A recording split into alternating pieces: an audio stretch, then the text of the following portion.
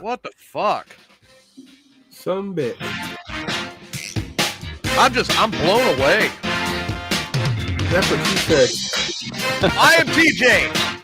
That's Adam. We have the Stain in the drain.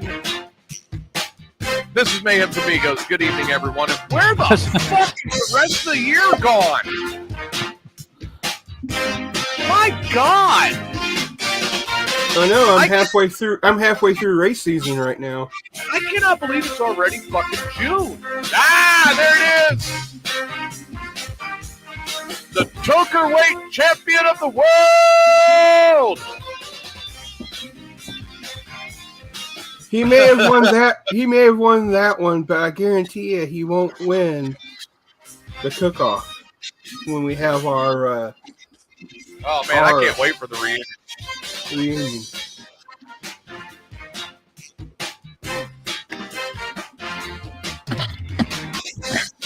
I cannot wait for the reunion. Oh, you bet. So I was talking to a friend of mine about what I want to do. Wait, you got friends? Yeah, I got a few of them.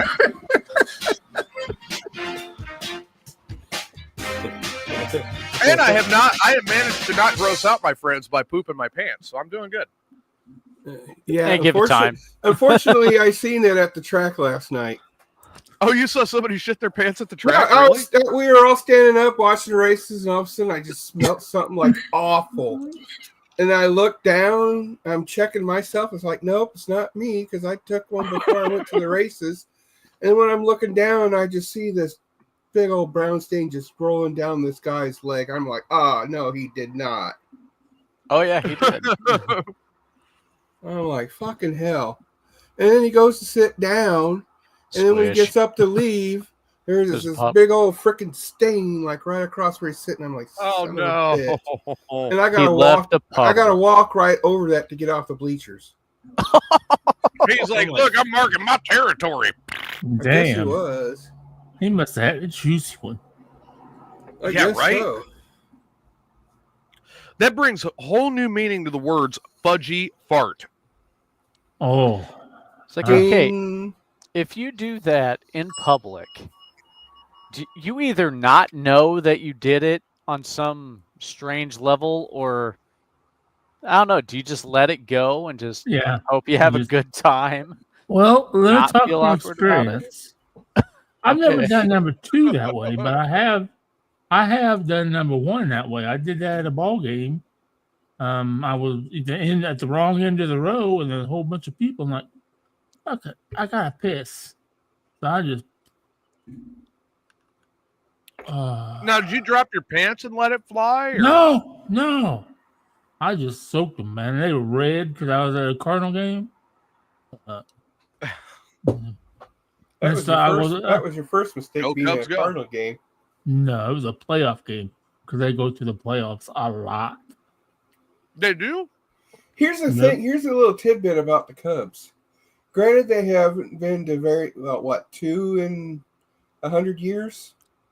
Well, but it was 07, 08, and 16. Okay.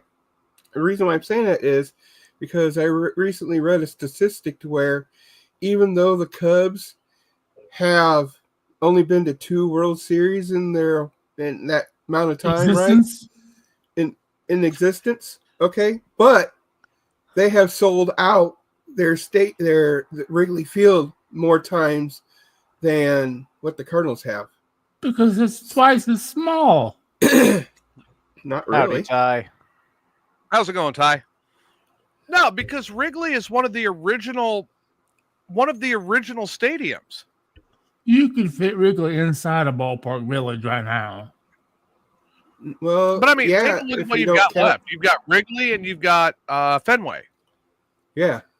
The original stadiums. That's it. Even the old Yankee Stadium is gone. Right. Yeah.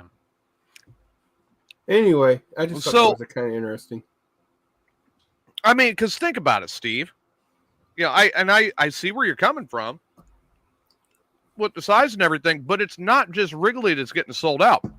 It's Wrigleyville getting sold out. Yeah. It's the rooftops. All the rooftops. It's All the bars. Everything The else. bars, yeah. Whenever a Cubs game has, that whole area within what, like 5-6 blocks from Wrigley is like packed out of all the bars and everything? Yeah. Ty hits it right here on the head. You have a lot more diehard Cub fans than you do Cardinal fans, too. I have to agree with that. Yeah, probably. I have been a Cub fan since the 80s when they really sucked. Yeah, that pissed me off when the Padres beat them, what, in 85? It was like 85 84? or 86. Yeah, like, Yeah. what the fuck? Really? The fucking Padres? Mm-hmm. And then, let's make it worse. 03. The fucking Florida Marlins or whatever the hell they are. Or that fucking guy in the outfield that ruined it for us. I had just literally that game. I was sitting at my girlfriend's place at the time, right? Wait, you had a girlfriend? And I had just, yes, I had a girlfriend. Surprise, surprise. Jesus. Anyway, no I had just gotten today. I had just gotten a large Supreme stuffed crust pizza. Just good to hear it. 420. Just amazing pizza.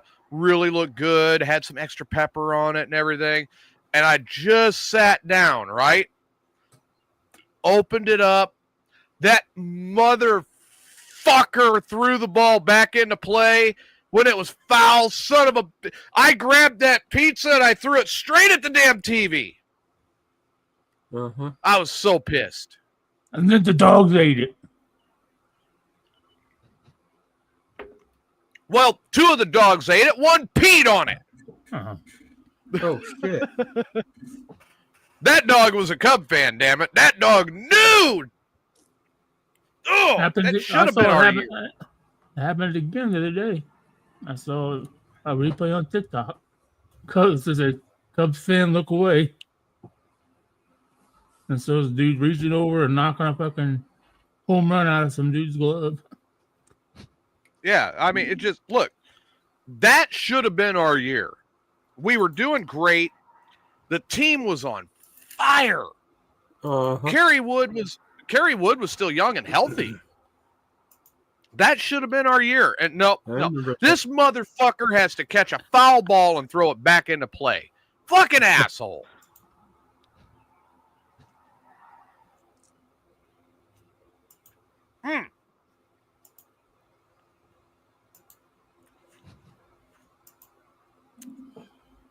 The window noises. Pat 420, when they drive by, you hear shit.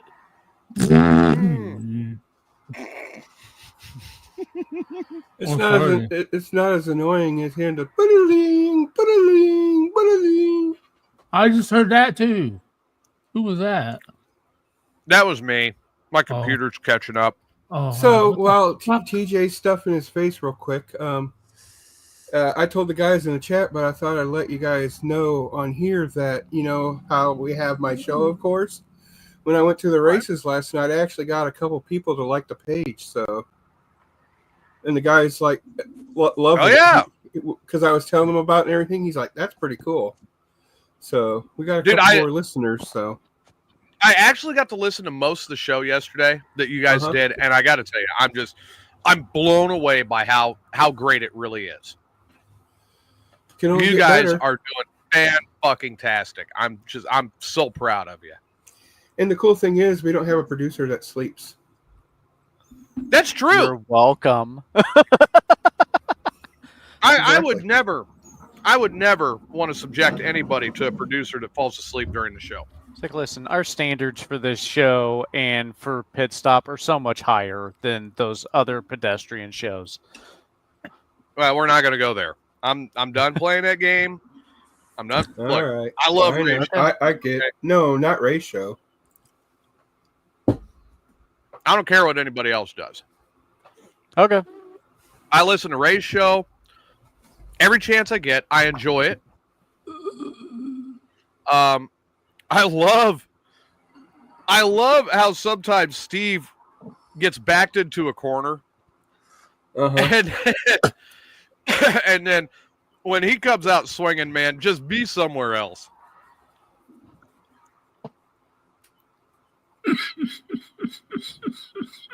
but it's also.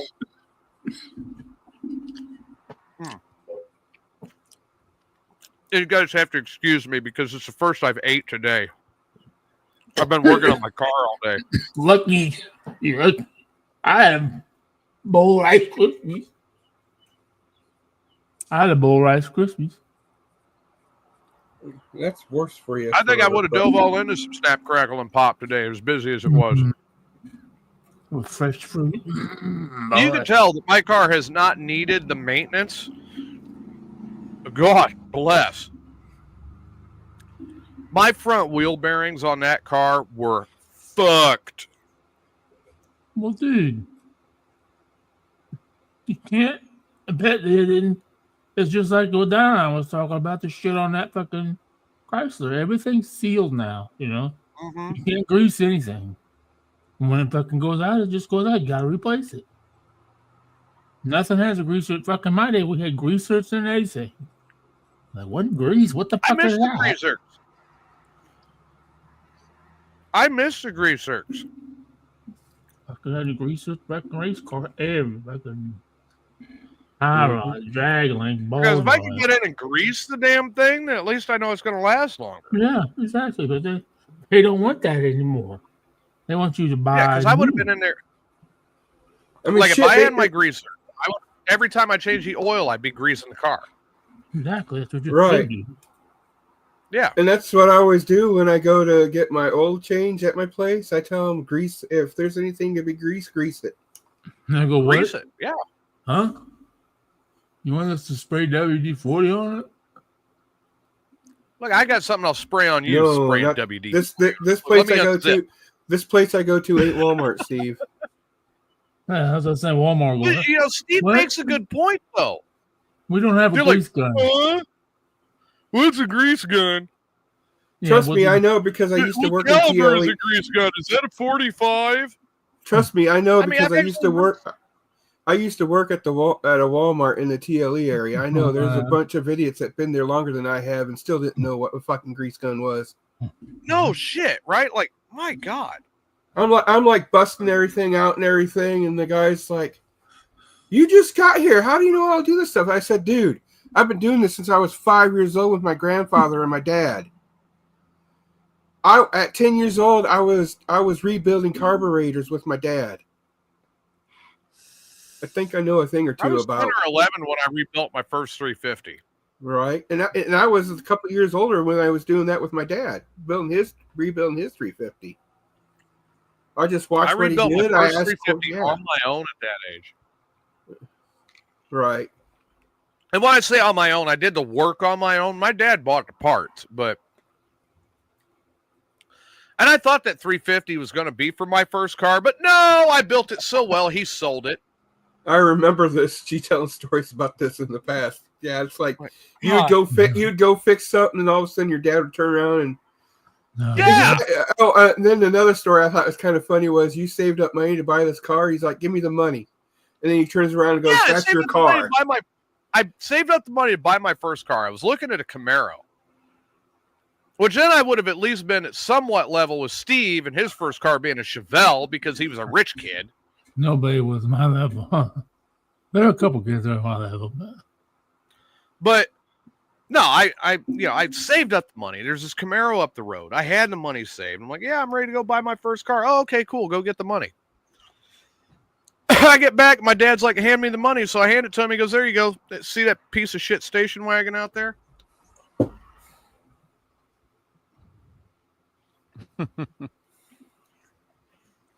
That would be. I end up driving something. I end up driving something that's one step down from the family truckster from National Lampoons. That's bad. That's bad. Well, it could have been worse. It could have been a piece of shit Chevette that I had that I got for $300. That's true. That's true. Basically, I kept a set of spark plugs in there because one of the cylinders was leaking so bad it would foul them out. So I'd have to take that one out, put a new one in, and then it would run. And I have to take that one out, and I'd be cleaning them when I run out of spark plugs. And Why didn't you ever tear the motor down to find out why it was fouling it out? One because I was still living with my mom and stepdad. There was no garage, and I barely had enough money to pay for the car to begin with, so I just cheaper had a car. Cheaper to buy spark plugs. Right. You can buy them one at a time. Valves. Come on, Steve. I mean, tell me if I'm wrong. It was either rings or valves. I believe it was the rings because I had my grandfather look at it because he was a mechanic for F-Trings for many, many years, and he's looking around at it and everything, and he's like, "Yeah, it's your oil rings on the piston. Everything else ran fine when it had good. It ran perfectly fine when it had brand new plugs. It's just when it got that one got fouled, it would just." Was it carbon fouled or wet fouled? It was wet. Oh, okay. Rings. Yeah. You know, I've always wanted to take a Chevette. I know what you're saying. Rip that 4-cylinder out. Uh-huh. Knock the firewall back. Turn it into a 2-seater. Mm-hmm. And drop in a 454. Uh-huh. Well, I got one sitting in the garage over at the X's right now. It was a narrow rear end with some big ass fucking meat on the back. Right. Yeah. My dad did that to a Pinto. I think I'd even chop the top off of it, make it look like something out of one of those fucking old dragster the race cartoons. Yeah. Well, that's easy with this one because the guys that put the roll cage in it chopped the top off and then put the top back on. That's how they put my roll cage in my Hornet. They cut the top off first and dropped the roll cage down in it and welded the top back on. Yeah, in about 3 more hours there, Jason. Is a Chevette okay to make a Hornet?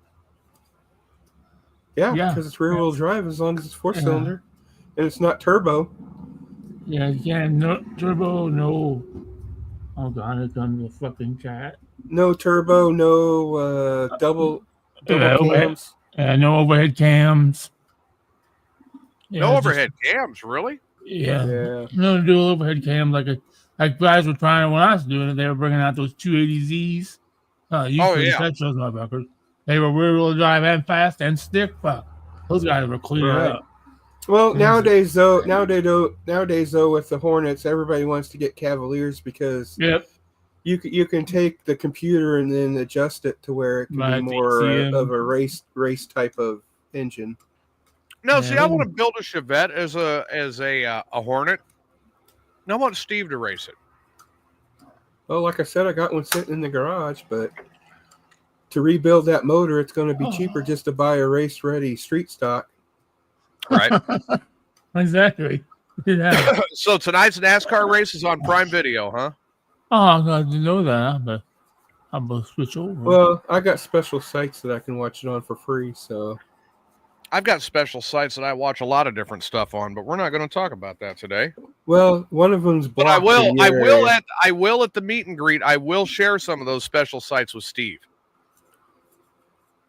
Yeah, those are blocked in your area. Was it fun times with midgets? Oh, I found ones that I can find in my area. Been helping out. Oh. Hey, midgets need loving too. Actually, I was kind of thinking about just a little bit of loving. I found a biker dating site recently, and I'm like, man, I ought to set Steve up on this. Oh, that'd be fun. But we want guys that already ride, but still ride bike.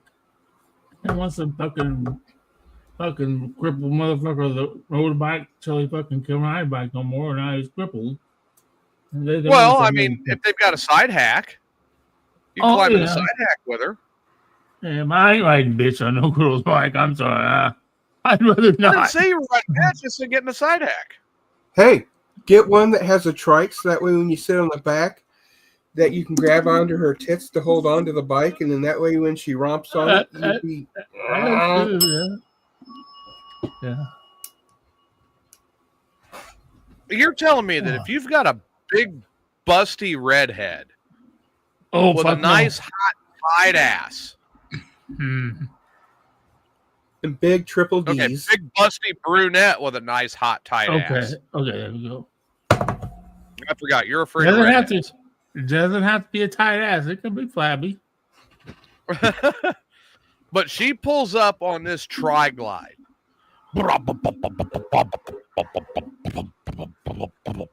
Come on, Steve. I'll take you to the dirt track.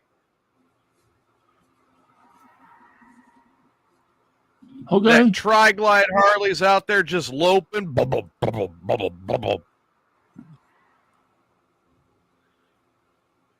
And there she is, boy. Huh? Okay, I'm ready. And then you've got to get on the back. And she's like, you hang on to whatever you need to hang on to feel safe. Okay. It's the first motorcycle equipped with dual airbags.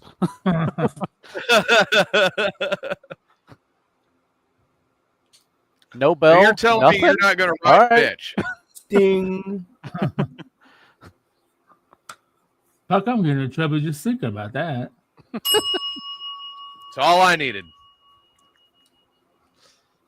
I wasn't thinking about grabbing a seat. I was going to get down lower and get my hands inside those hips and grab a hold of the hips. Oh. Like, okay, here, I'll give you one better. All right. I think I may even have the brunette in mind. Oh. Let's say it's Carla. Oh. Yeah. I think any single guy would want to bone Carla. No, there are some taken guys who'd like to bone Carla too. Yeah, there's taken guys who would be all about if you don't, you're you're gay. Yeah, like bingo. Mm-hmm. You like Audis and not innies.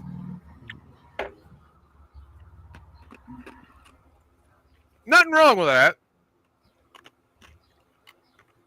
I mean, I don't care. Oh, yeah, exactly. But if you're claiming to be straight and you turn down Carla, we got questions for you. Bud. Yeah, we need to talk, bud. Now, if you're turning Carla down because she might be crazy, I got some news for you. All women are crazy. One type has to be one type in my life. I'd fuck crazy. Dude, I always end up fucking crazy. Hence, dog lady. My question to you is: were they crazy before or after you fucked them? That's true. The first time you fucked them. The first time I fucked them? Well, yeah. Man, I guess Just my saying. dick makes people crazy. What the fuck? Yeah. Am I that good at sex? No, your last one was crazy before you, because if you have 16 to 20 million huskies in the middle of Illinois for no reason, then yeah, you're crazy already. You know what? 420 makes a good point, but I did not fuck with her. Yeah. That was not that was not the first time I fucked her when we got together the last time. I had fucked her multiple different times in the past. And then she proverbially fucked you. Oh God, yeah. To the tune of about fucking, $14,000. That should be enough to feed the dogs, right? I've just gotten to this point. Like I was saying this to Squirrel the other day. I was like, you know what? I am too fucking nice of a person. I have too big of a heart, and I am too fucking nice. TJ, you just like to get your heart on. Who doesn't like to get a heart on? Oh, I thought you said heart on. Yeah, that's what I said. I thought you said hard on. So did Steve. Right, Steve? I thought I was the one going deaf. Yep. See, Steve thought you said hard on, too. Yep. Well, Steve's deaf, so he can hardly hear anyway. What? See? Huh? Yep. Exactly. Who? Who's going for how much? No, I just said it. I was like, God, $350. God bless it, Squirrel. I'm just too nice of a fucking person. I do things for people because I want to show them I care about them, and I think highly of them. And I always ultimately end up getting shit on.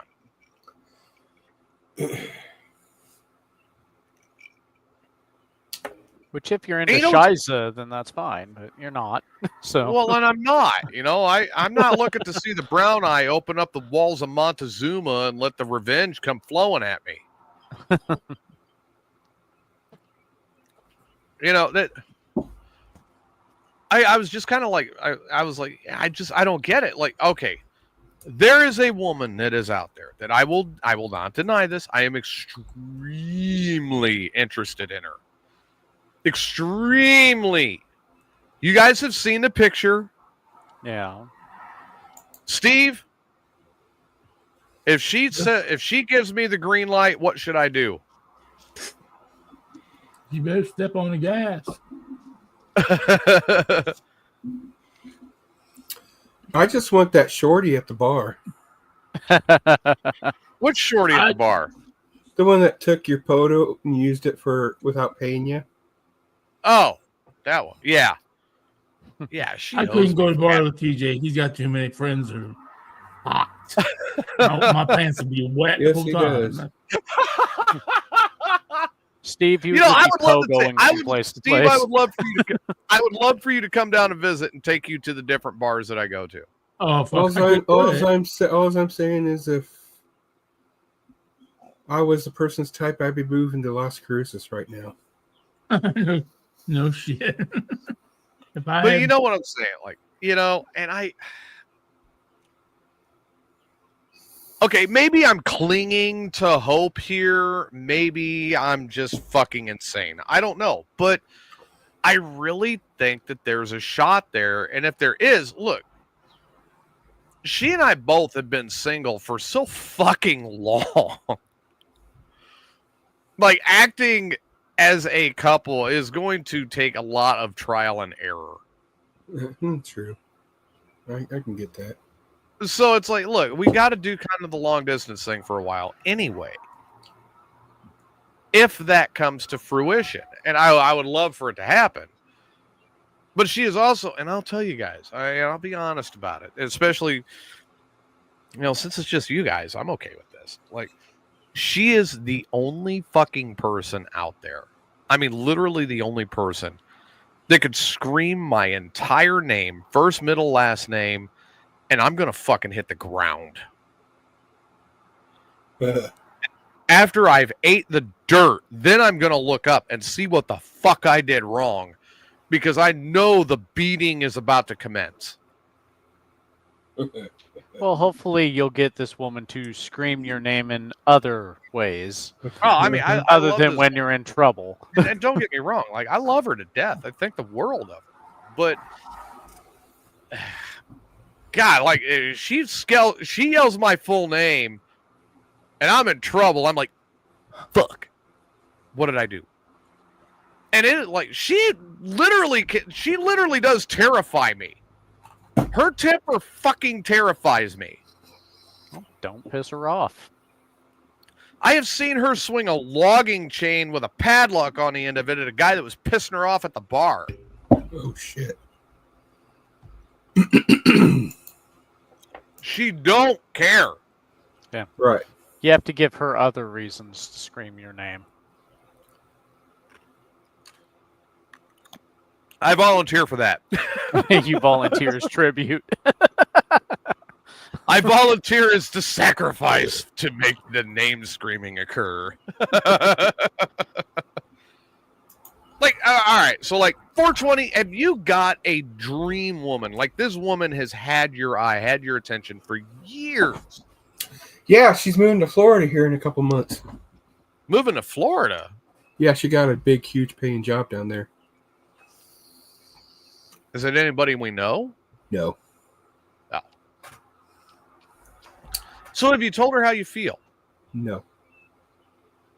She married? No. I'll go into it in private, not right now. Oh, no, okay. No, I'm just kind of like putting some examples together. We know Adam has a dream girl. Yeah, probably in the other room right now. Yeah, so, all right, so how long did you wait before you finally made your move? Well, I got into Lincoln Christian College. I tried dating this one girl. She was massively, like, controlling. Endowed? No. Oh. So at the time, Julie was my friend. We shared the same circle of friends. Right. So I started talking to Julie about it. I really got to know her. I broke up with the first girl, started dating Julie. After about a month, I bought a ring and asked her to be my fiance. 2 weeks later, there were accusations at the college that I when had. You were fucking in the church or whatever. Mm-hmm. On Julie and I never broke up, but we were not allowed to communicate, and we were just kind of ripped apart. 25 years later, here we are. Damn. All right. So now we never did what we were accused of, although we kind of wish we did after both getting expelled from this college that no longer so you're back exists. together now. Is the college still there? Nope. We outlasted the college. Is the chapel still there? Yes, but it is actually used by a church now. Okay, so this is what I would do: is I'd wait until like 1 o'clock in the morning, get somebody to watch the kids, and then go over there and fucking do it anyway. Now you see, with the first girlfriend, I already did it a lot in a lot of the rooms inside of the chapel. So I did do that, but she didn't get expelled. Hey, I'm not going to mention any names, but there is someone on this show that needs some very detailed details of these actions in the rooms. Well, like at the time I was a music major, so I had a key to the practice rooms. I'd go in at night because they could be locked and unlocked. There weren't cameras there at the time. Now apparently, after my incident, they apparently put cameras in. So,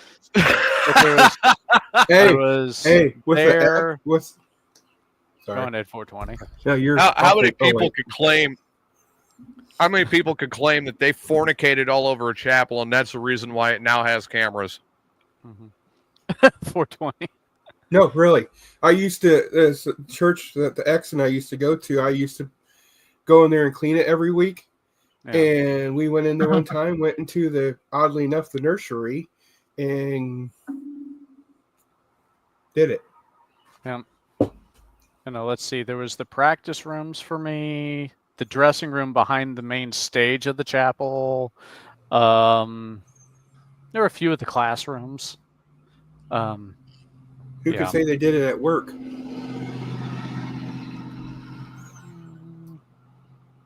No, but I have done it during a break. Does that count?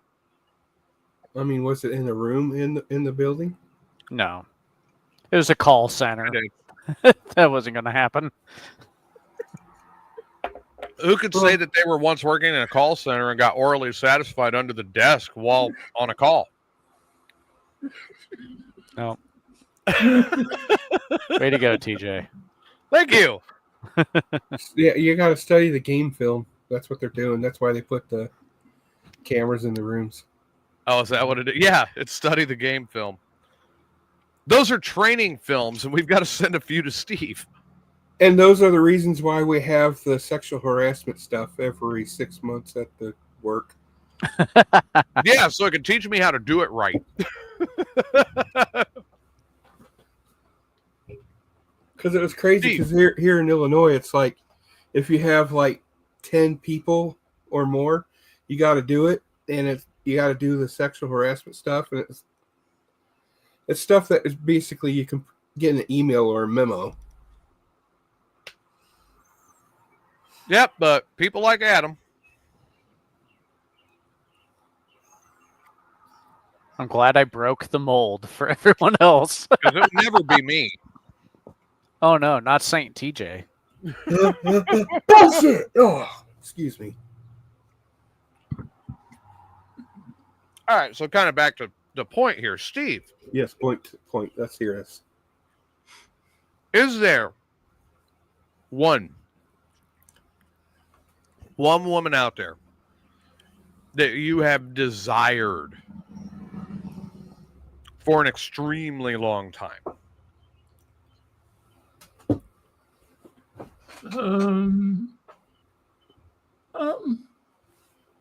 Yes. And you don't have to say her name or nothing, but I mean, like, are you still in contact with her? Yes. Okay. So, have you told her how you feel?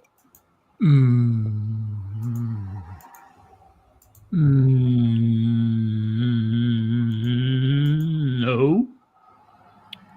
I think I broke Steve. No. Stevie did it bad. Steve been sitting there for too long smoking his vape. And then So you've never told her how you feel. Now, how long have you had these feelings for? Oh, long time. Like, the bad thing is she's married now. Ooh. Yeah, That's the bad. Yeah, her husband doesn't like me. Oh, I don't know why. I don't know what I ever did to him. He doesn't like her talking to me, and even we still talk as friends. I mean, if I have a bad day, I can always message her. That means when she talks about you around him, she speaks highly of you, and that pisses him off. That could be the case, yeah. Ty wants to know, is it Shelly? Not Shelly. It's not Shelly. Okay. So this is someone, is this someone that has been brought up on Morning Disaster before?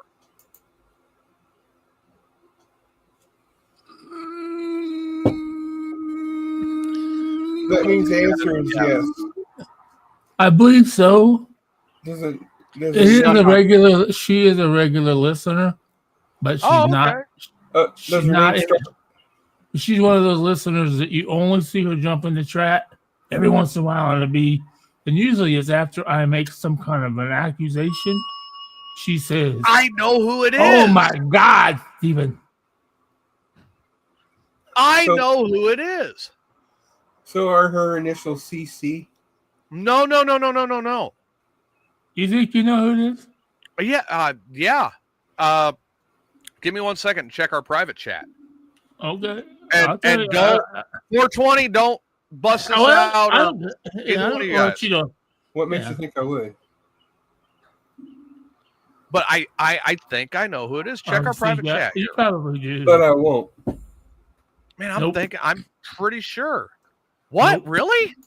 No? No. This one's probably no. Michelle knows how I feel about her. I talk to Michelle all the time.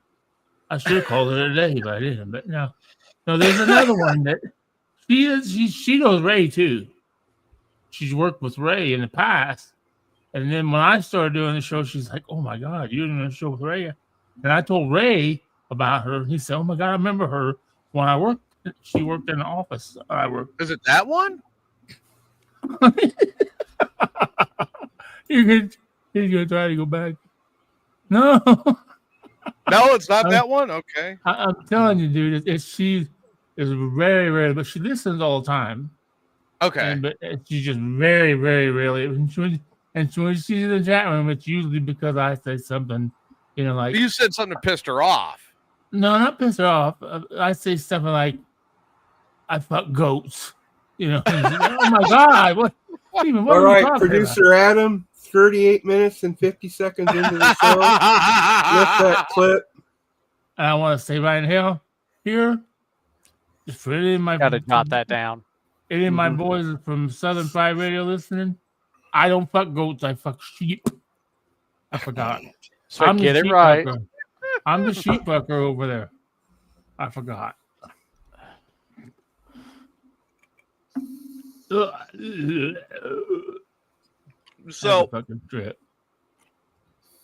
I mean, right there, all right. The only one who has gotten the dream girl is the biggest nerd on the entire show. And I say that with all the affection in the world, but dude, whenever I gotta admit, whenever I see you, I feel like Ogre, and I just want to yell nerd. Well, it helps that my dream girl thought I was her dream man. and then we actually tried to make it work. I gotta, like, I am not screenshotting these conversations at all. Okay, at all. Why? That I have had. Why? No shit. Okay. No shit, Steve. Okay. I lived with her for 6 months. We're going to get married. Yeah, hell I yeah. fucked that up. And that's the one I fucked. That's the one that got away. That I said, damn, I did anything for her. Like, I'm still talking to the one that got away. I mean, she is one of my closest friends. I love her to death. I gotta admit, I probably did something stupid. Mm-hmm. And I did it while I was drunk last night. Uh-oh. Ah, shit. What'd you do this time, TJ? I called up my favorite florist in Las Cruces. Oh, good Lord. And I sent her a dozen roses on this upcoming Saturday. She is going to be receiving a dozen roses at work. 11 red, 1 yellow, and the note says, "Your yellow rose in Texas still loves you." Oh, that's all it says. Lord. And I sent it to her at work. I thought you were breaking Mayhem's budget with this drunk order. No, it's my budget, damn it.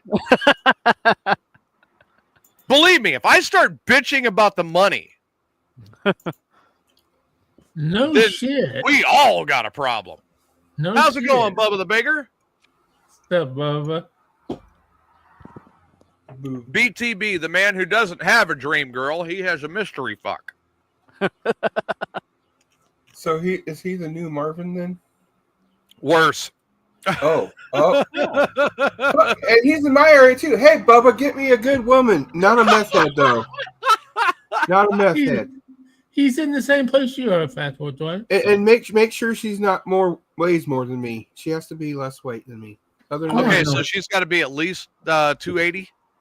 Yeah, at the most. I'm trying to get a hold of Charity. You're trying to get a hold of Charity or Chastity? Yes, how do I get a hold of her? I need my light bulb changed. I would love to let you know.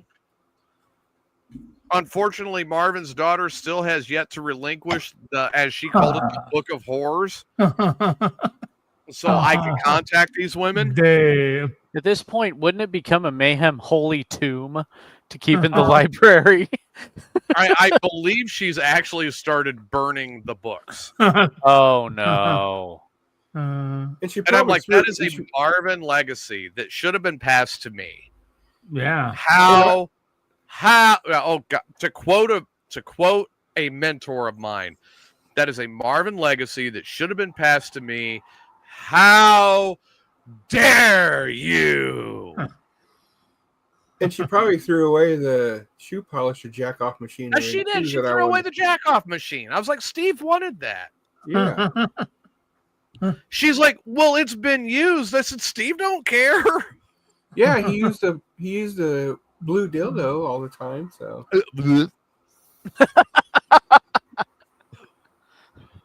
I'm sorry, Steve. I know where that thing has been. No.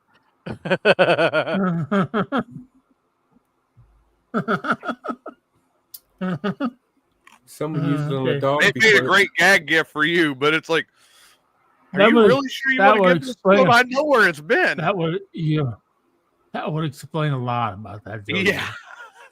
But y'all know, I got that dildo the same time I got a penis pump. And one time I put that dildo, I put it in the penis pump and I had it sitting down here. And I pulled that, and that fucking dildo melted the fucking plastic on that penis pump. Holy shit. Ruined the fucking penis pump. It melted it. I've never seen plastic interact like that. BTB says getting women are easy. Finding one who doesn't annoy me is the problem. I have to. That's the big old ding right there. That's it right there. That absolutely. Listen, all right. As So, a guy who's with people right now, finding someone who doesn't annoy you, that's impossible. You're never going to find one that doesn't annoy you at some point in time during the relationship. It's just, is it bad enough to push you away? They're going to annoy you. You're going to annoy them. You're two different people. That's what happens. Well, my dream girl, the one I've been talking about here, I don't so much annoy her as I scare the living shit out of her. Well, it sounds like she does the same to you. Yeah, but she does it on a different level. Like I'm afraid for my balls. Okay. That establishes some respect in the and relationship. I'm also very afraid for other parts of my anatomy. I have literally watched this woman crush a watermelon with her thighs. Yes, please. Death by snoo. Yeah. Yeah, no kidding, right, Ty? That was the bike ride this past weekend. I mean, there it is. Oh God. Yeah, it was. It shows up a lot better there in the coach. Oh yeah, it does. It really does. But okay, I'll be right back. My Walmart order's coming now. I'll be right back. Oh, your Walmart order's on the way. All right. Be right back. Make sure to give a really good tip, Steve. Yeah, I fell asleep for the first one. Well, offer to give her just a tip. I will. If she's good looking, I will. So basically, what Steve is saying, by the time if he's not back by the end of the show, that means he's doing something with her. I hope. But you know what I'm saying? Like, this girl is she's like that would be my everything to wind up with her. But where I scare her, and I mean, she has literally told me this straight to my face. Where I scare her is when I take off on the bike. And I'm like, it's time for a ride. Now, she knows better than to tell me to get rid of it. Well, trust me, it can happen. She knows better than to ask me to get rid of the bikes. She knows that's a no-go. That's never going to happen. I don't care. She can ask me to be careful. Yeah, okay. I believe after last weekend, I did a good job setting her mind at ease with the ride out to Las Cruces and the ride back, and then all the riding I did while I was there. Last weekend was a 1,300-mile weekend. So I think I did a pretty good job. And I rode through a tornado getting home. But I will never ask her. Out of respect, because of how she feels about it, I will never push her to get on the back of the bike. Okay. Ever once. I will never do it. On the flip side of the coin, if we were a couple, that back seat is her call. Who can be on that seat and who cannot.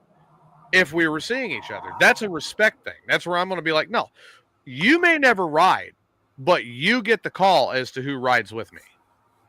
That's fair. If anybody. And if she says no one, okay, no one. And I would be good with that, you know.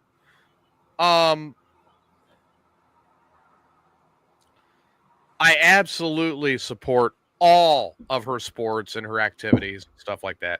Because she has this amazing way around her, you know.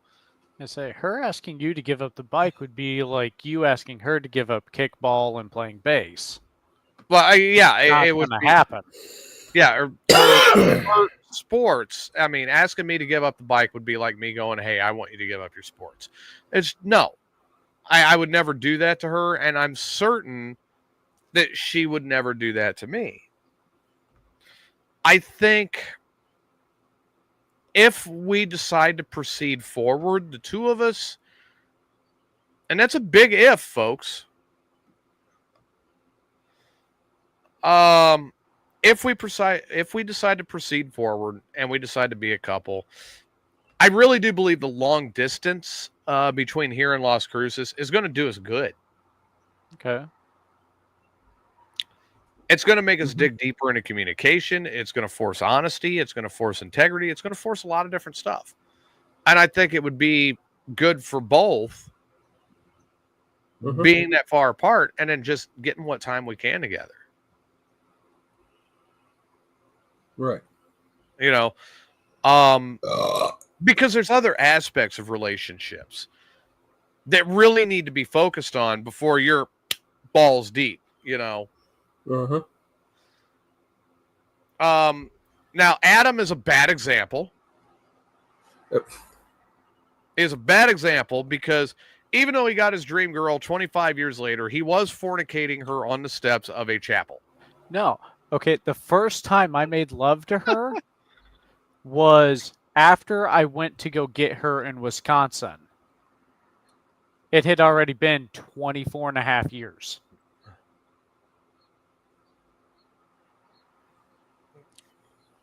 Okay. So that doesn't mean that we didn't make out or anything like that. But he still made it to at least to second base. Yeah, but I didn't, fuck her. Probably made it third base. Depends upon your definition of third base, but yeah. Probably, yeah. Okay, so the fingering did occur. Yeah. All right, so you just didn't slam it home and go for the gusto. Yeah. And like Fat 420, I mean, for crying out loud, Fat 420, he would never jump into a relationship, just bang her right away, and then go, oh, okay, I'm going to marry you.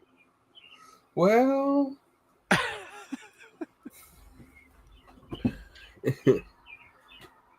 was it anybody I know?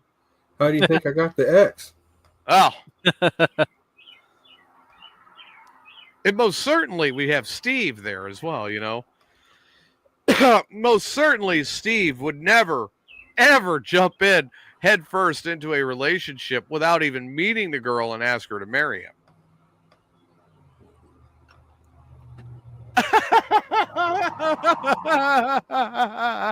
Apparently he is right now. Oh, Lord. What the hell? Wonder how that happened. Bubba the Baker says tomorrow, June the 2nd, is National Bubba Day. Act accordingly. I didn't know I was supposed to walk around with only 3 teeth and start talking about how much I love Bigfoot. And living in a van down by the river. A dirty van down by the river. A dirty van. And I didn't know that he had a whole day dedicated to him. That's messed up. Well, I have a whole day dedicated to me, so. Okay, Bubba the Baker, what do you have on your mind? You say you need our help. I'm very interested in this. To actually be told he needs help. Yeah. While Steve is still flirting with the Walmart delivery girl. If you're talking about a woman, Bubba, send her down to the south end of town and have her meet me, and then I'll let you know. South end of Peoria? She'll never come out. No, I ain't there yet. Oh. So listen, Steve is just watching this woman handle the bags near the door. Bending over. He'd be like, can you just turn around while you're setting them down in my house? Well, here, I'm going to help this out a little bit. What do you think? The whole chat room lays right on top of Steve there. Oh, yeah. Or you could there you go. There. Ta-da. But, all right. Anyway. I'm still waiting to find out why Bubba needs our help. Yeah. BTB needs our help. Okay, he says he's supposed to have a lunch date on Friday. She never showed. She is saying she is sorry. You know what?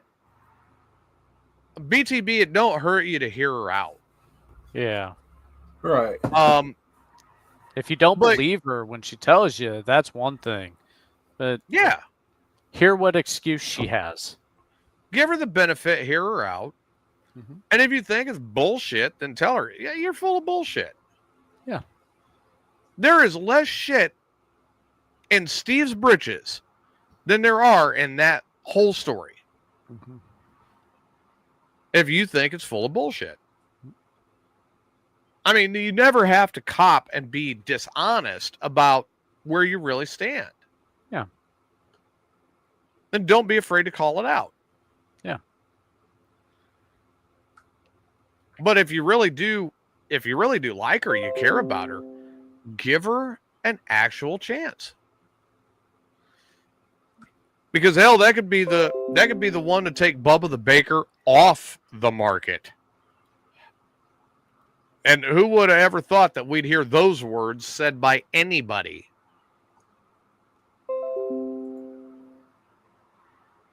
Fix your shit, TJ. My shit's fine. It's you disrupting the show. I don't think I'm making the bling noises. It's coming with every message you're sending. Well, you and Adam. Well, that's when you learn to mute it.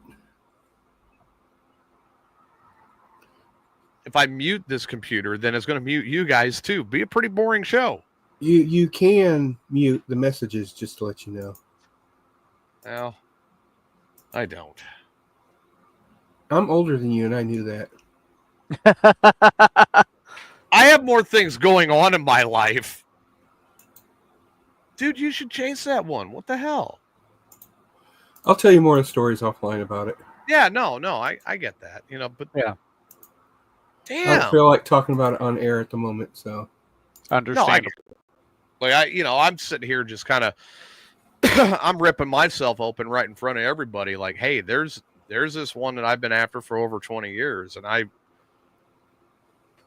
I'm with the one I should have been with over 20 some odd years ago. Dude, I'm like fucking overly analytical, as everybody knows. I'm overly analytical about shit. Yeah. I leaned in Saturday night. I'm getting ready to leave. I lean in, I give her a hug. I get the full big bear hug, right? Mm-hmm. Which has been happening a lot. Every time I see her now, it happens all the time. And I lean in, I do the usual, like, love you laters. All right. I was blown away by the response. It was the whole I love you too. And I'm like,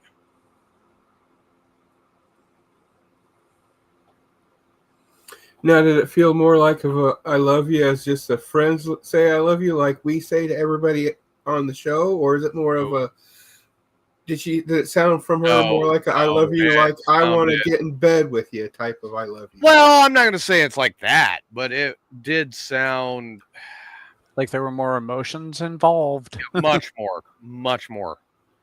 And I'm like, man, if this is really the case. Yeah, because I remember when you talked about it, TJ, I was like, did she just say love ya, or did she say I love you? All three. And I'm like, I can't let it go this time. Because I think we can all agree there's a difference in that statement. Yeah, absolutely. Yeah. Like 420 will tell any one of us, hey, love you, I'll catch you later. But he leans into his truck and he goes, I love you. Yes, I do that to my truck all the time. Mm-hmm. And when he's at the races, first vehicle I got that I'm actually well pleased with. So, and when he's at the races, I mean, him and Ty's race car. I mean, I think they're having an affair. No, I don't want to piss off his wife over banging the race car. I don't want to piss off him. Oh, I don't want a little bit of white slime coming out of the exhaust. So. It's like, I don't know why, but the engine's just running a bit sticky today. That's what happened to this sprint car I was watching last night during the hot laps. All you heard was a pop, pop, pop, pop, pop, pop. I'm like, fucking hell, dude, get that thing running right. But I think it was one of the cars that wrecked really bad over at Lincoln the night before. So. Oh wow. Okay. Yeah, they were supposed to have like about 30 of them, and about 10 of them got wrecked over at Lincoln, and they decided not to come to Peoria the next night. Bubba the Baker says he never says them 3 words first unless you're a 2-liter RC Cola bottle. I prefer cherry RC to RC. Cherry RC. Yeah. Well, I like Kick. I like their version of Mountain Dew a lot. Yeah. Anyway. And Ty says when it comes to race car, he's about to beat that whore into submission. Especially after he broke the drive shaft last night. Right in front of me, too. The green light, the flag drops, the green light's on. He's going, and right at the judge's stand, he's getting ready, and all of a sudden I just see him pull right to the infield. You got to be careful when you're going hard. You might break your shaft. I mean, that's just how that goes. All right. So 420, that actually brings up a good question. Would a true professional old school guy like Steve have broken the drive shaft right out of the gate? Probably. I have no comment to that question. That means it did happen. But it didn't happen. It didn't happen the way that ties happen. But it did happen. So you have broken your shaft right out of the gate? Not my shaft. I broke Bob's shaft. Oh, I get where TJ's going. Right. I get where TJ's going now. But it was my fault. It was my fault. Number one, I was the crew chef at the time. The crew chef? Yeah. Crew chef. Okay. That's what it said on my shirt. So you as the crew chef, gave Bob too hard of a ride and you broke his shaft. Yeah, I snapped his rear end and broke his shaft. Damn. Actually, what happened? Hold on. Okay. I'm going to take a note off of Ty's book from Thursday night. I need to go get a drink real quick. Yeah, right. Like, was there just not enough lube, Steve? Or right? Did you not give it enough gear oil? What it was is that when I fixed Bob's J bar, it was too close to the yoke. J-bar. And when he went in the corner and set the corner, it went up and it jammed the rear end yoke up into the fucking J bar, and it snapped the center section on the J bar and broke his shaft right in two. Just floated right through the fucking deck. One half of the shaft went right through the deck. Big old hole right beside him. So his shaft went through his deck. Yeah, the shaft went through the deck. We had a big hole in the deck. First night out. He has a big hole in his dick. Okay. Yeah, big hole in his deck. Because the J bar jammed up his rear end and snapped his. So the J bar wound up his ass. Well, the J bar caused to snap the shaft to snap, and the rear end to lock up. Wow.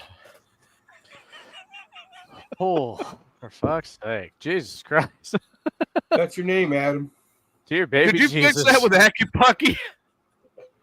Hecky-Pucky. No, you got my shaft. Here's the thing. When you put the shaft back in, did you use black cock or white cock? Oh, God. I don't put caulk on my shaft. Well, you got to put some kind of sealant around it so it won't leak.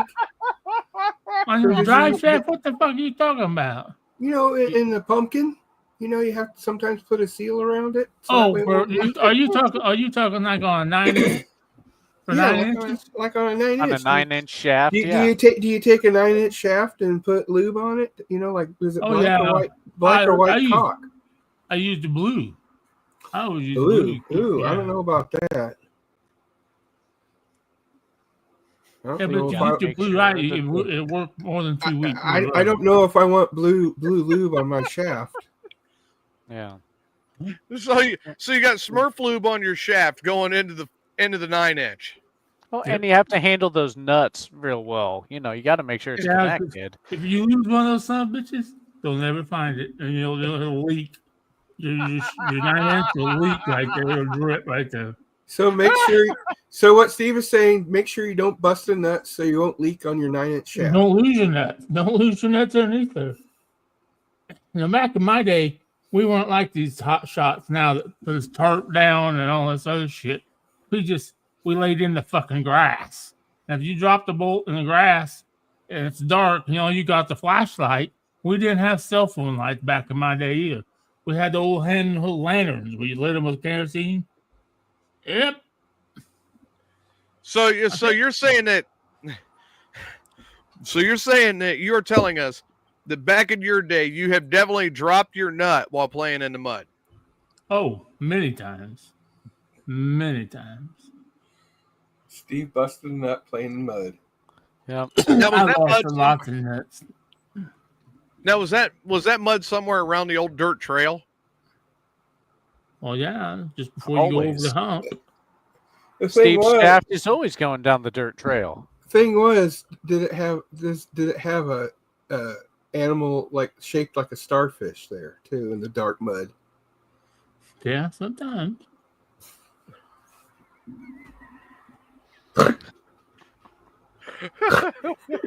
You know what?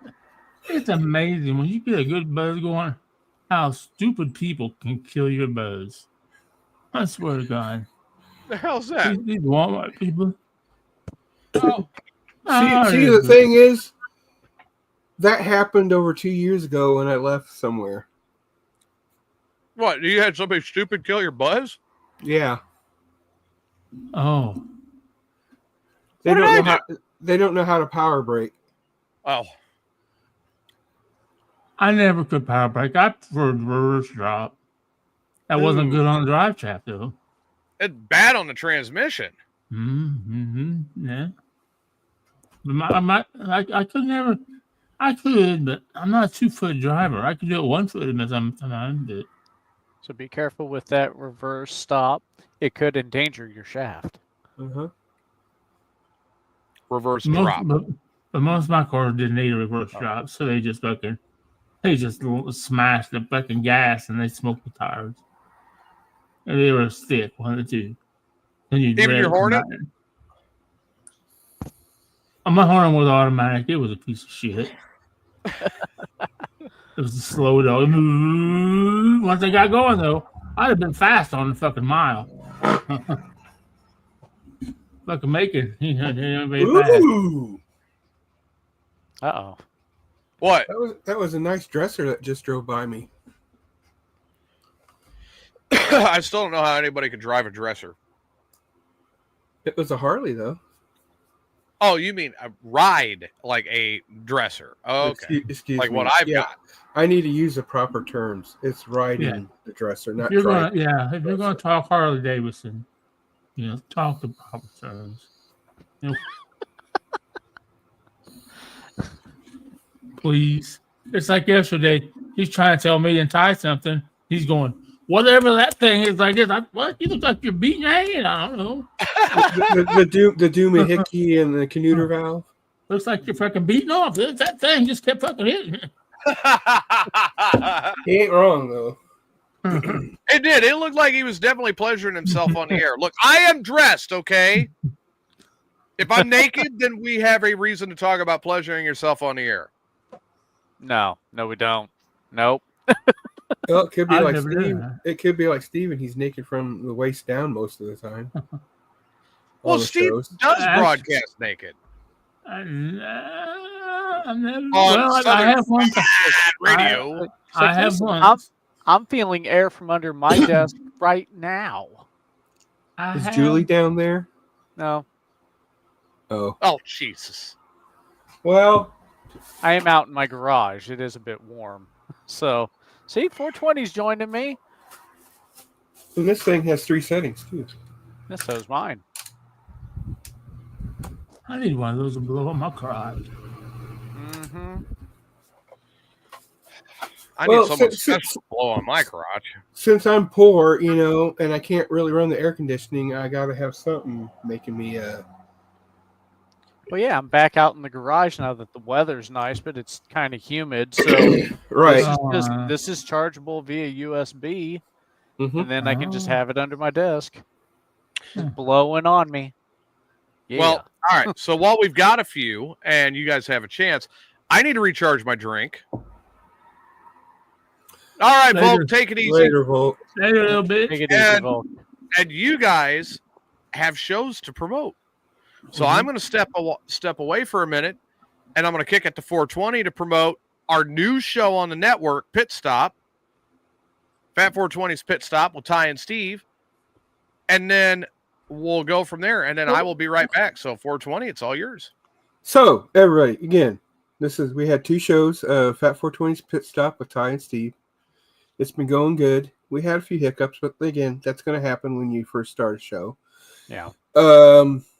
We've been hearing positive reviews, had a couple constructive criticisms, but, those actually would make the show more not eccentric, but, something to that effect for the show to make it that show sound, like it'd be more for the show. We had a pretty good long talks about why drivers' numbers are really needed instead of just relying on the loops. And the main reason I think what we all got was because sometimes technology fails. So if the technology fails, how are you supposed to score the drivers if they didn't have numbers? Yeah, I mean, we determined the scoring in case the technology failed for the new fans getting in, right? New recognizing fans their getting in, drivers. Because, if you don't have a number, you'd be like, oh, well, I like that guy with such and such, Shaner's towing. And it'd be like, well, Shaner could have like 5 cars out there with his logo on it. It'd be like, okay, which driver? Yeah. But if you had the number with it, you can be like, oh, well, I like the Shaner's towing with the number 3 on the side. And that way they'd be like, oh, yeah, that's Billy the Bubba. From Timbuktu, Illinois, and it's B14. B14. It's Ty. Yeah, something like that. And then also we talked about the state of the dirt track racing and how it could be not. Yes, Ty, it does. Yeah, like a new drive shaft, exactly. But we also talked about how the price of racing is kind of getting out of hand to where within maybe 10, 15 years that it might just be 1-2 shows a month at the local tracks, and it'll just be big shows with the big guys. And it's like, again, someone like me that's just an everyday, weekend warrior type of, for better lack of terms, race fan. We don't have the $30-$40 to go on a weekend every weekend to go watch races, where we'll have like $10 to $15 we can use to go watch races. So that's just some of the things we talked about. And again, it's Fat 420's Pit Stop with Ty and Steve right here, YouTube, or on our Facebook page, noon on Saturdays.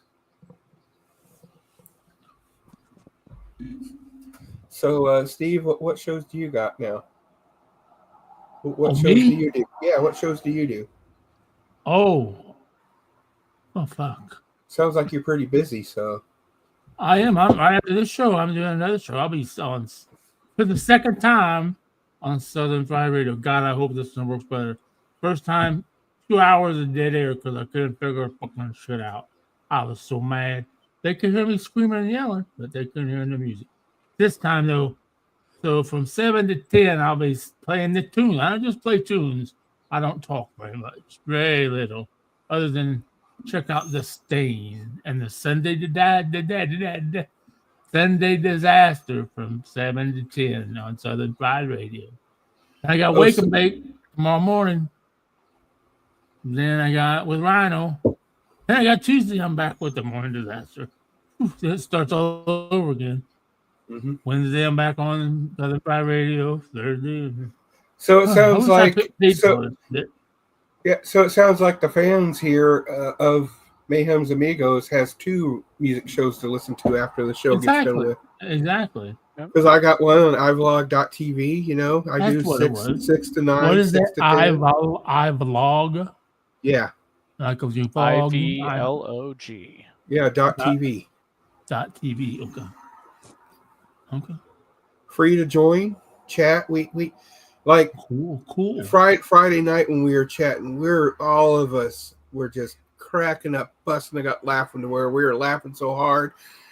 We turned red, we were crying, and it was just a great old time. So, I mean, you can have good old times just listening to music and chatting with a bunch of people.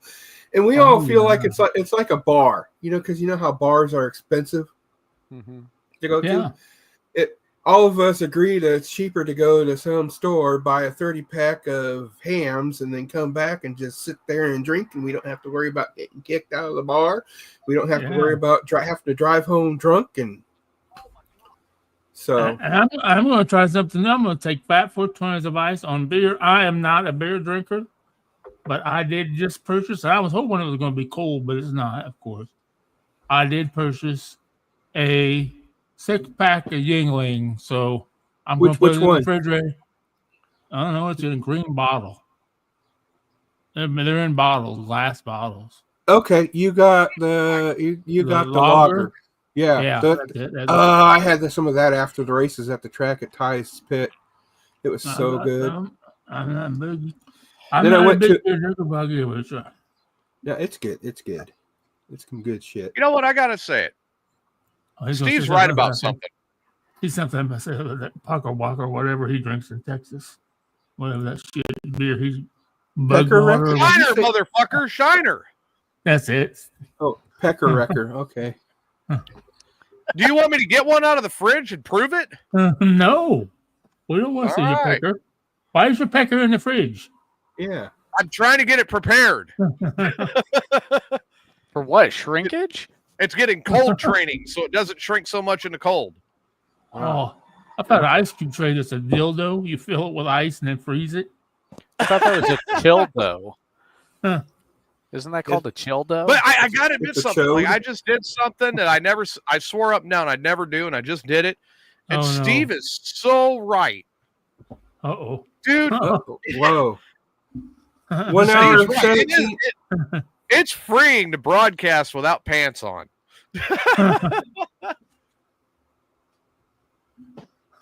I always prepare it like my beans. You know, I want it ready to go. Oh, God.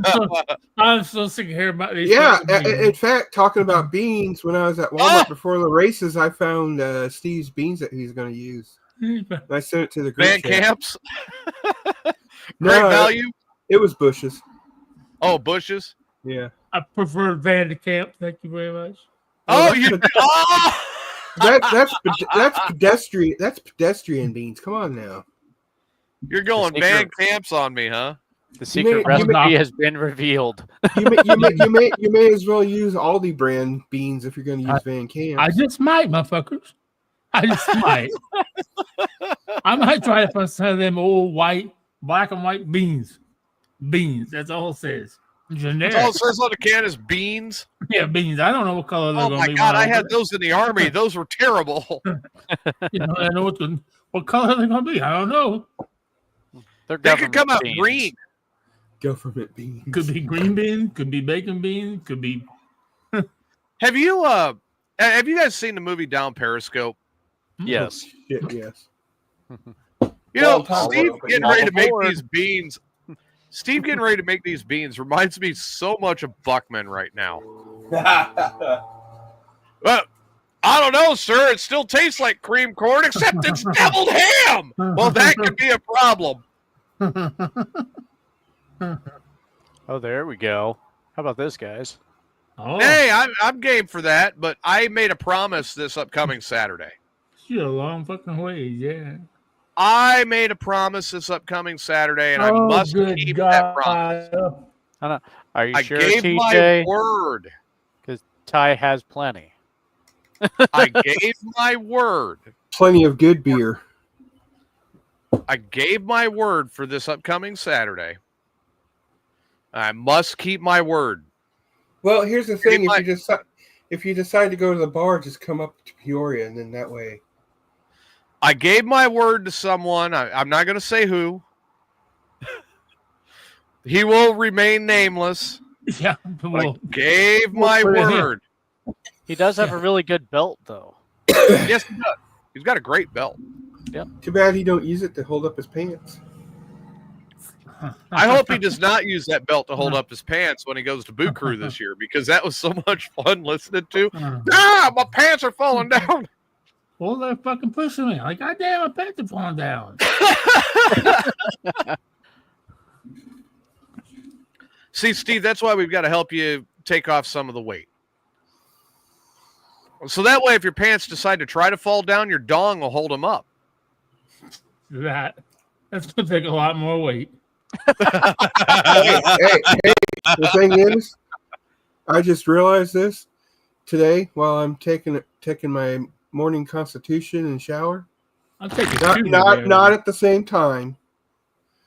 Waffle stuff. I was standing up and I can actually see it now because I have a Hey! So you've got dongage now. You can see it. So basically now when I have sex, it can be more than just missionary. Ty has a counter offer for you, TJ. Yeah, just bring Steve with me. I'd be game for that. Yeah. If I thought we could get away with it, I would say fuck it and go. But oh God, I would never live it. Now, if I miss this fucking meet and greet, oh Lord, oh good Lord. Well, oh yeah, no kidding. Like I gave my word to you that I would be there. Right. Yeah, but you're not. Oh man, and then if all of a sudden it's like you and me take off, and we go to the races, we'll never hear the end of it. Oh, see, here's the thing: we got 4 more months. Exactly. Of race season, so we still got time to do it. I'm going to try to come up and. Rhino's in the chat says, "Hey, foreigners don't count for seeing your dong 420." Well, at least I ain't a goat fucker like some people.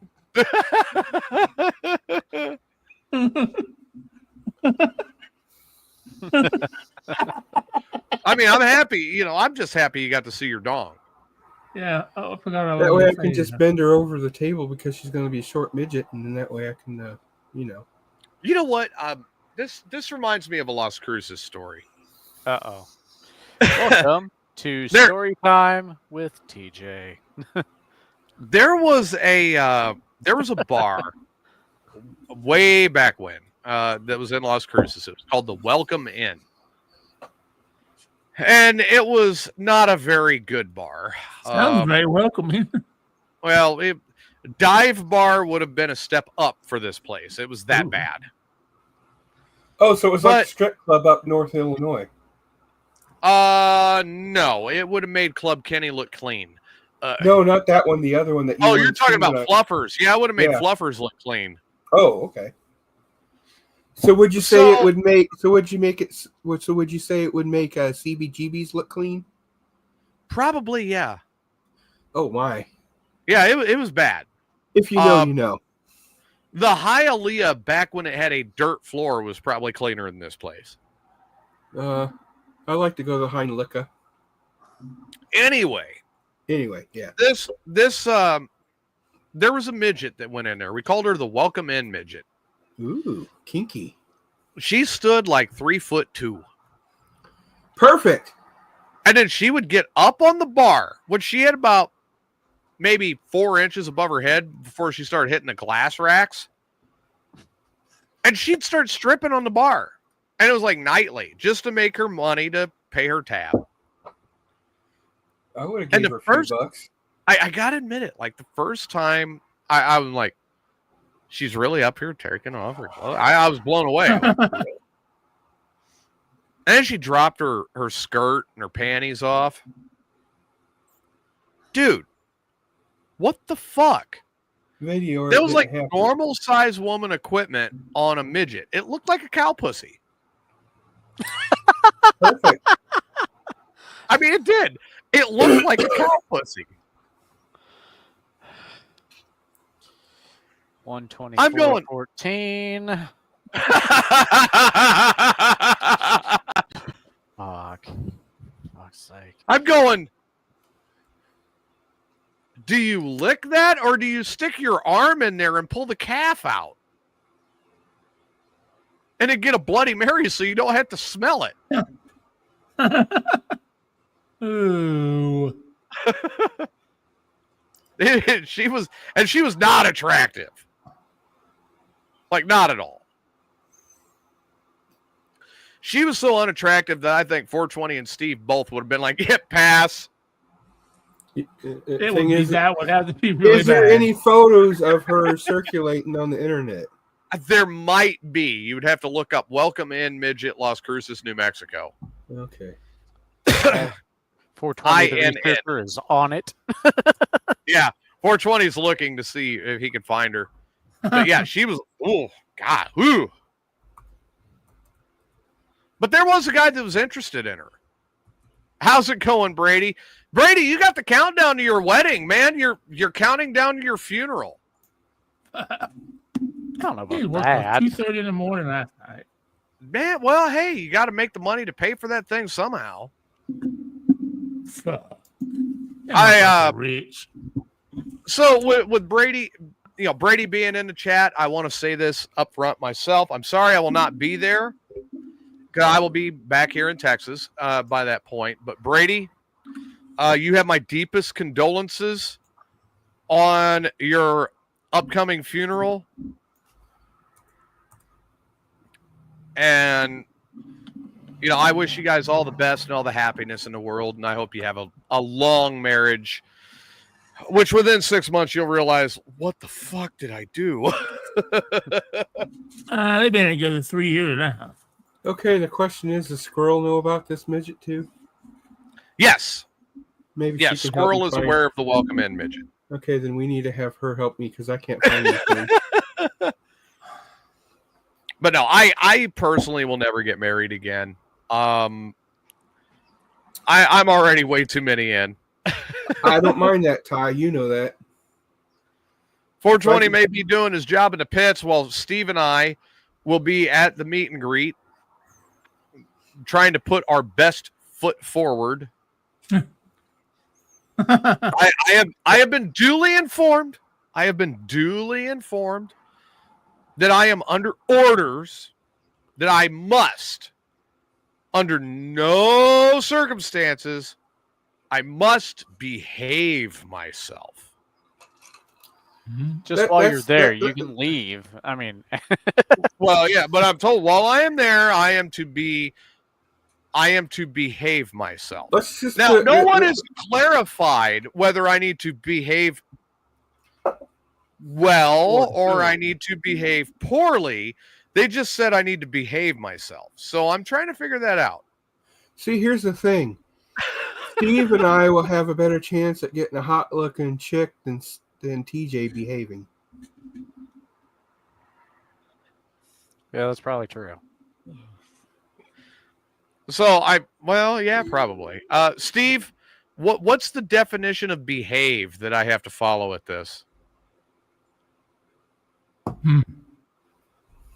I don't think there is a definition of behave because I've been to these meet and greets before, and there's not a whole lot of behaving going on. There's a lot of talking, and sometimes there's throwing of objects back and forth between tables and hitting people with ice and spitballs and Jen flashing everybody. Some people pull their shirt up and there you go. Ty's got an idea. It's not acceptable on this show, damn it. No, not on our show. No one takes a nap on this show. We do, but it's not during the show. Well, yeah. Like today, I fell asleep today. You fell asleep today on what show? I didn't fall asleep on a show. Oh, okay. But then it doesn't count. That's why my Walmart order was all fucked up. It was supposed to be here at 2:00. I fell asleep. I missed it. And that's probably why your beer was hot. Probably. Dude, I was I was working on my fucking car. I've been working on my car since 9 this morning. All right, so I get the spindles off because it needs like I could see the fucking gouges in the outer race of the wheel bearing, and it's a sealed bearing. So of course, I'm like, oh well, whatever. I'm all right until it starts making noise. This motherfucker's been making noise, and we finally pull the bearings apart. And I'm like, well, there's why. I mean, this thing's trashed, right? No. Oh, well, yeah, that's true. 420 did fall asleep during Smoker Mania. You're right, Ty. Fall asleep or pass out? A little bit of both. Lulled into a false sense of security. A weed nap, if you will. Yeah, if you will.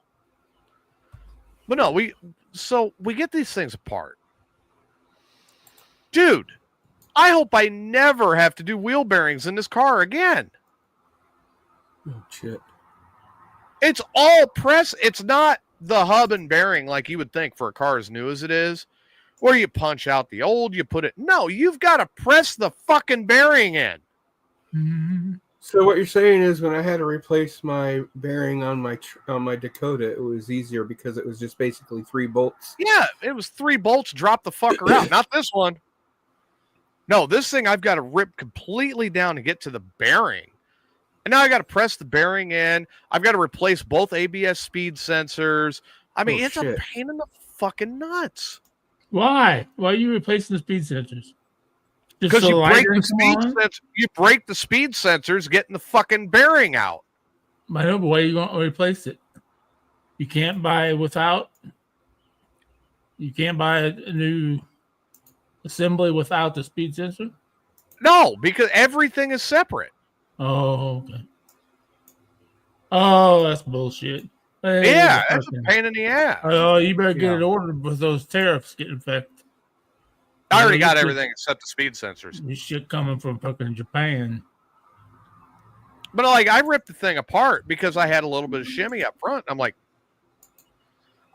man, it's got to be the ball joints in the front end getting ready to go. No. The ball joints are more solid than Steve's shit. Oh, shit. That's pretty when he's constipated. Oh. Yeah, exactly. Ty hits it on the head. That's how they get you to spend more money. Yep. So, no, I mean, I'm ripping this thing apart. My uncle's there helping me. There was not a single part of this car that we didn't have to put a fucking torch to. Ball joints are still fine. Got the spindles off. Had to replace both outer tie rod ends because the wheel bearings got so bad that they took out the outer tie rod ends. Oh, shit. I'm like, man, I cannot wait to see how this car is going to handle with the new fucking wheel bearings. But it's got to, once we get it put back together tomorrow, then I've got to drop it off overnight. So Tuesday, it could get the 4-wheel alignment done. It's a 2013 Mazda 6. That explains a lot right there. Yeah, I mean, it's a slant-eyed car. Now, in the meantime, I am driving my uncle's 03 Tahoe.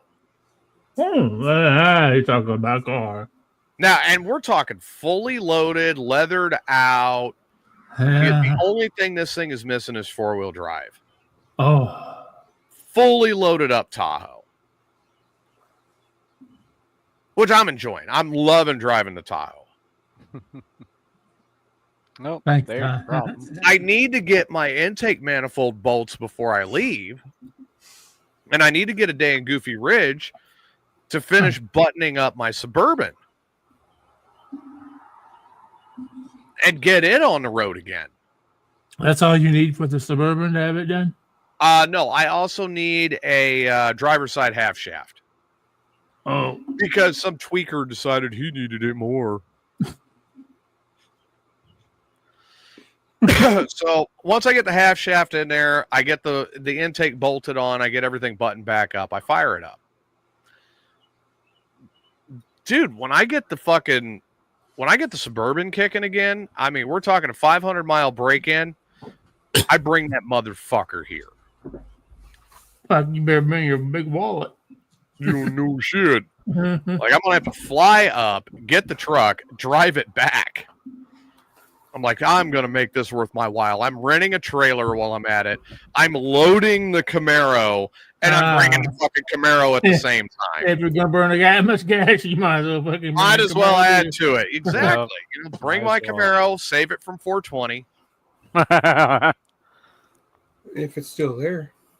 It'll still be there. It might be gone. I got enough neighbors that'll shoot you. I got enough money. I can know enough people that I can give them free weed and booze so they won't forget about it. Ty says Steve might know a little bit more about half shafts and full shafts. I got a quarter shaft, bitch. So what Steve is saying is he has a midget shaft. Micro Micropeen. Micro is the proper terminology. Thank you very much. Steve and his micro machine. But no. Yeah, so the plan is to put the Suburban together while I'm up there. Of course, I have my grudge golf match on Sunday. That's an annual thing. Steve knows about this. It's an annual thing. On Sunday morning, me and my cousin, we go golfing. Mm-hmm. Last year, I beat him by about 7 strokes. That's what she said. Mm-hmm. This year, I want to try to get double digits. Micro sprint shafts. And you want double digits, or you want to win by double digits? I want to win by double digits. Okay. And we're playing a golf course. We're both it's one we played all the time. It's Sunset Hills Golf Course in Pekin. So the one right up the hill road from me. Yeah. Which they also have a great 19th hole, Steve. And you walk onto the balcony there, and it smells like weed. Oh. Who knew? I got to admit, though, I have never seen paper towel or toilet paper covered in feces anywhere on that golf course, which is great. Well, there's a first for everything, TJ. Well, the thing is, it's in Schaeferville, so what do you expect? That's true. But no, I mean, the course is a beautiful course. I have a lot of fun playing golf on that course. Probably really good. Probably will be really good with all the wet weather we've had. Well, God, I hope so. I really do. Here, give me a second. It'll be shaggy. Let me bring the course up. What? And I want to see if I can find a map. Okay. So you gotta watch your balls when they land in the wet trim. All right, here we go. Steve, you will appreciate this. Because you and I are we both love golf. Golfaholics, yeah. That's right. So check this course out. All right. Right out of the gate, you got a dog leg for one. Well, screw this. Let's use this. You bastard. You got a dog leg for one. Right. 2 is another dog leg over here, right? 3 is a par 3. Okay. Then you go to 4, where you got to shoot over the pond to get to the green. Oh, okay. Then you drive across the street for the short par 3 for 5. Then you go to the par 5 for 6. Yeah. Now, 6 from the blues is 673 yards all the way to long, motherfucker. Right. 7 tees off here, goes over the creek. Ooh. And it's right there by the tee box. Oh. Here's your green, right? Yeah. You come over the tee box for 8. 8 is another par 5. It's 567 yards to the green. What's that big, huge green spot like halfway between it? Is that like a... That's that creek. Oh, so that's where... So you go across the creek again. You got to go back across the creek on it. Then you go to 9. 9's a par 4. It takes you back 339 yards. And then you go to 10. The next par 5. Right. 528 yards to the green. With this slanting leg, right? Right. Downhill? Some of it down, some of it up. Then you get to the green on 11, par 4, 377 yards, which jogs you right over to 12 to the tee box. Yeah. Bring that all the way back down to here. Then you go to 13 with this par 3, which, again, you're shooting over the water. Oh, yeah. Most of them are. Yeah. 14 tee box after you're done. Pretty simple. Brings you over to here. Yeah, pretty straight shot. 14 is 429 yards. 15, 411 yards to the green. 16 tee box, 411 yards back. 17. Mm-mm. Oh, 17, they throw you for a loop, right? I can't remember if it's par 3 or 4. I believe it's like a par 3. It's a par 3. Yes, it's par 3. So you see 17 now. That's a better view of it. Then 18 brings you back across to go back again to the green. Mm-hmm. And then you drive down this little road and end up back at the clubhouse. Close it out. Mm-hmm. So the course is a lot of fun. The problem is when we're out there golfing and the fucking disc golfers, fucking frisbee, the fucking frisbee hippies want to get in the way. Oh. Well, believe me, if you've ever been hit by a golf ball in full speed, you don't want to do it again. So you hit him. That's why my cousin teed up last time they got in the way, and he shot right into him. So basically, what you want to do is you want to take one of your shittiest balls and lob it up into them, and then take a mulligan, and then use one of your good ones. No, I made him take the stroke, motherfucker. I was willing to wait. And he's like, fuck them. Clink. That's a stroke. Fuck you.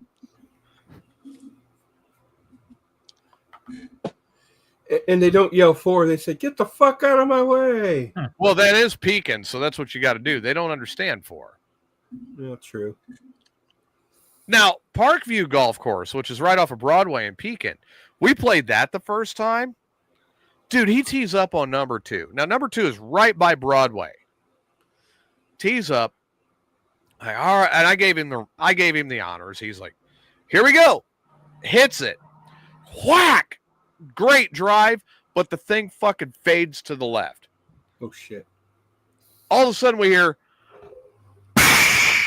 what the fuck? He blew out the rear windshield on a Ford Focus. We're like, oh, fuck. See, why don't you just take a drop? He goes, yeah, I think I better do that. I'm one of those misfits that when they're teeing up right by the road and they're getting ready to swing back, I'll lay on my horn.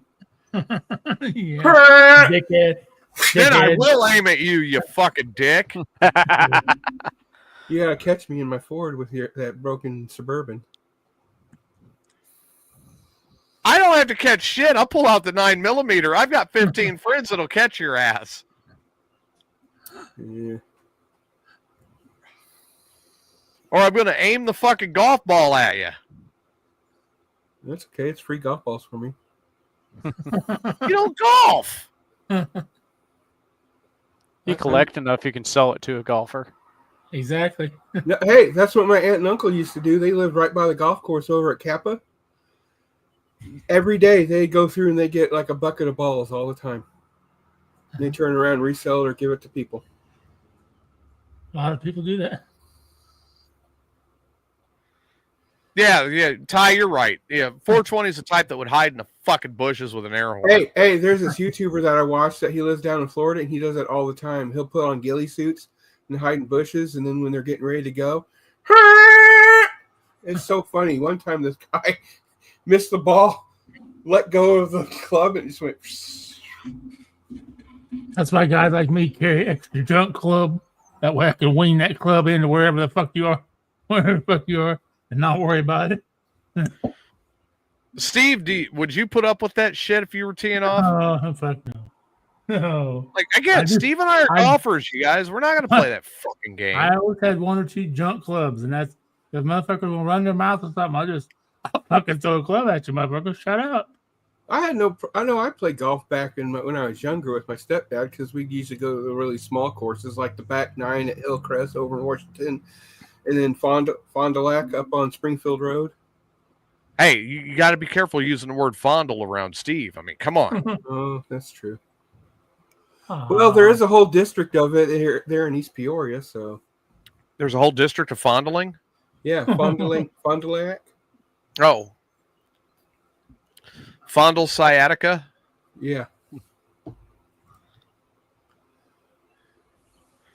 Man, so I got to tell you, my massage therapist did I tell you guys about my massage therapist getting into my back last weekend? Yeah, you told us you were on the movie. Are you on the movie? You were on the show telling us. Oh, man. Like, she got in there and just... I felt like a xylophone. You look like one, too. Oh, well, thanks a lot. Oh, yeah. I forgot about I did Eureka, too, once. I don't even know what a xylophone looks like. But as much popped in my spine when she started, like, really getting in there and adjusting it. Holy shit. Now, the ride home Monday. I don't think we ever talked about that. Let me tell you guys that you ought to be happy I'm here talking to you today. Oh yeah, you ran through a tornado or something. There was a fucking tornado that touched down 40 minutes ahead of me. And I'm on the bike. And I wondered why the front end of the bike felt like it was trying to come off the ground. Oh shit. Oh yeah, I was on it. Like the updrafts were grabbing. I mean, I was there. Yeah, just don't go from flying on the bike because you're going too fast to actually flying on the bike because of the fucking tornado. Dude, I almost had a Steveson. Did you at least wear your brown pants? No, I was wearing my blue jeans. But I had chaps on with no underwear on. Oh, come on. I always wear pants with my chaps. So you're not like Jimmy? No. Okay. No, I always wear my pants with my chaps. So, yeah, I mean, it's just like, man, the whole fucking ride was, most of the ride was gorgeous. That one bit of it, the last 3 hours of the ride was 50 mile an hour or less riding through the storm. Okay. Yeah. Ride along the storm. Dum, dum, Yeah, right. Dum. It was more like riding the storm out. No, I did not. And on that note.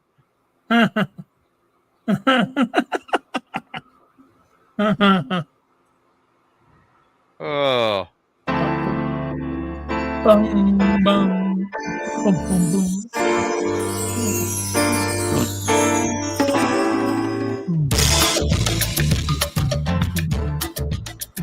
I'd say it was a good Sunday show. Yeah. Adam will have to set up next week's show because I will not be in Texas. Uh-oh. All my exes live in Texas. TJ's I'm not your ex.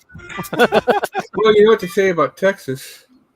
There's Only steers and queers from the Texas, and you steers there don't look like a steer to me, boy.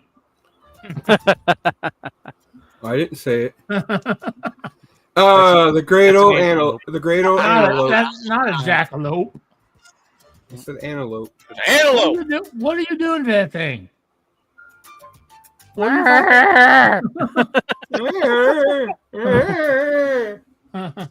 forgot the lube. You forgot Trying the to figure out where lube. to hang him up inside the coach. The antelope's feeling extra horny today, apparently. Glue it to the window behind you. All right, 420, your final thoughts. Final thoughts. Again, remember, guys. Damn, I'm like on the show. Saturday, noon. Fat 420's Pit Stop with Ty and Steve. We talk about a little bit of racing and a little bit of mental health. Right after the show, we got me doing the iVlog.tv, doing music, chatting, all the like. Masturbating. If you're on the pro cams, not on the main cam. because the people that are on the front page can't see that part. But and then also we found out that it's not good to break a shaft. So that's Don't bust a nut, you might break your shaft. Yes. And that's Adam, your final thoughts tonight. Don't forget to check me out on Weird Frequencies. It is going to be on tonight, I swear, at like 8. Other than that, I think it was a pretty good show. I can't wait to be on the next show with you guys on Thursday night for Mayhem's Amigos After Dark.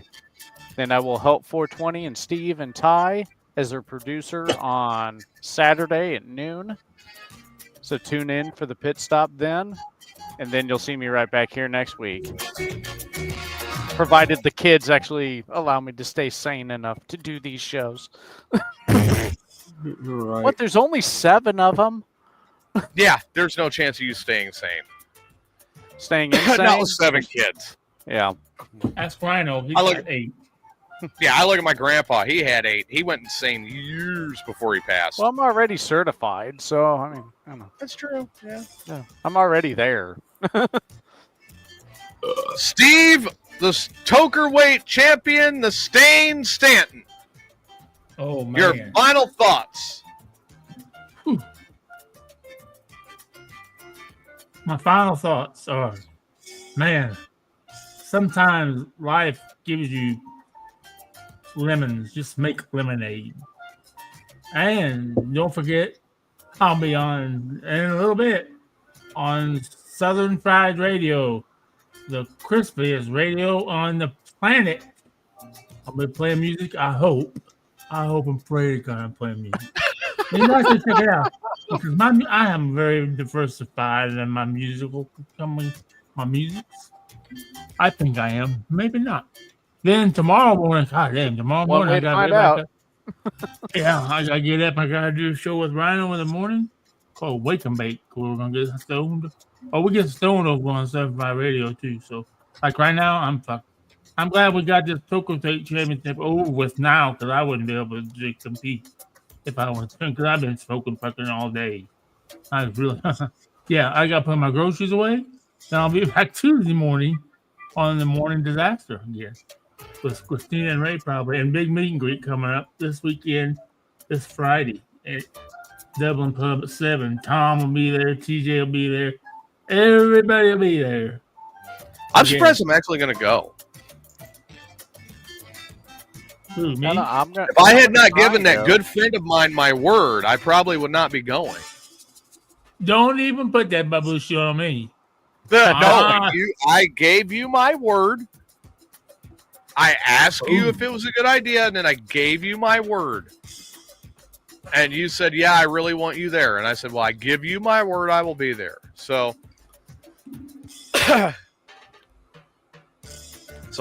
because I gave you my word, I will be there. I'm going to be as good as my word. Of course, I'm also bringing an envelope for Boo Crew. Oh, from Smoker Mania. I will be presenting that envelope when I get there, full of $600. Oh, yeah. That you guys raised. I mean, I know it's not the biggest number, but damn, I'm proud of you guys for doing it anyway. Hand it over and be like, "You're welcome." No, I'm not even going to do that. I'm going to hand it and say, "This is from the Mayhem's Amigos Network and the Smoker Mania, and we hope it goes to help you guys out with everything you're doing because Boo Crew does a lot for the area, and I'm very proud to go ahead and promote it. I'm really proud to promote it. Of course, Thursday night, we will be back 9 p.m. Central Time, 8 p.m. Mountain Time, 10 p.m. Eastern Time. And we're not even going to talk about them fucking Californians. Because they just piss me off. Especially that Elon Musk guy. Oh, you're just mad because he's richer than you are. Well, yes, I am, damn it. I want that money. It's easy to do. Sell my soul? No, you just take out a loan, and then you live off of that. You don't pay taxes on that, and you pay a little bit of it back at a time. And so, coming up June 25th, the trailer dropped today. June 25th, or it's June or July 25th. Happy Gilmore 2 on Netflix. July. That looks hysterical. We're going to talk about the trailer on Thursday night.